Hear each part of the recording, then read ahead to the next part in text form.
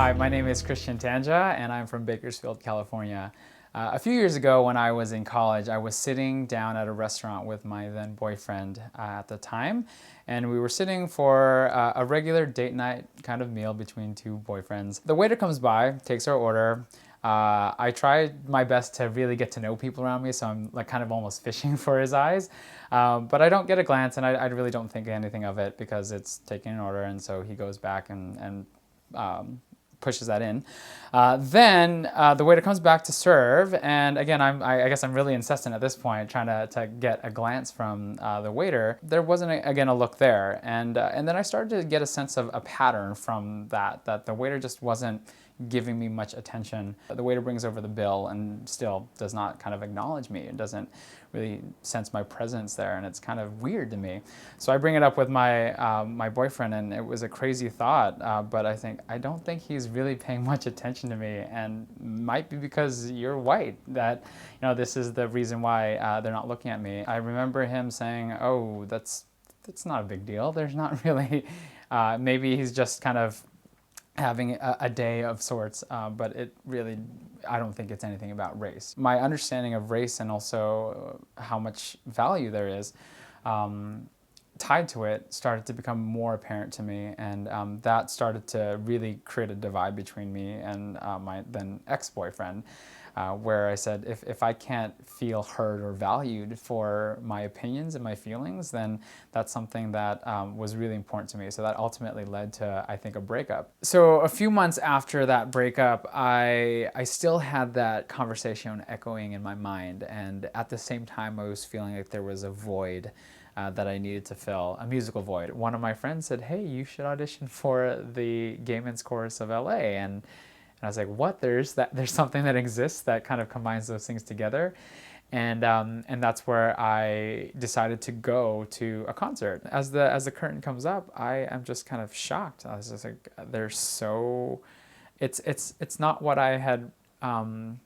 I guess I didn't know what to expect, but what I did see was I was able to see myself up on that stage. There were a handful of Filipino singers, smiling and really loving life and enjoying themselves and being fabulous. And I said, "Wow, that could actually be me." Immediately after, I sought out the details of how to audition, and that fall, that subsequent fall, I was like, "This is where I got to be." So it was really a life changer, and I think from then, I had a whole new thing to be dedicated to. So in 2011, a new professional opportunity came up where I was doing some recruitment for UCLA, my alma mater. I was working in the admissions office. The opportunity to work in China came up. I, of course, ran to the Gay Men's Chorus and my mentors there to get a sense of, how crazy would it be if I moved to China. And resoundingly, all my mentors said, "Go do it." Within 3 months' time, I had made the decision to leave what I loved, to leave my family, to leave everything that was important to me, and move across the Pacific Ocean to this foreign country. I moved to China with kind of a new perspective, and it started to really come to life. I started to see ways in which diversity are celebrated, unlike in the United States, where I feel like there was a common version of what was attractive, which was being white and being fit.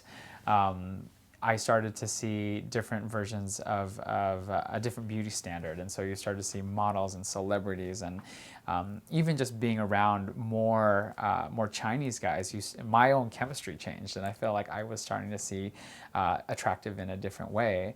And even with my dating life, I started to get a lot more messages because I think I was just kind of different. I started to feel empowered and certainly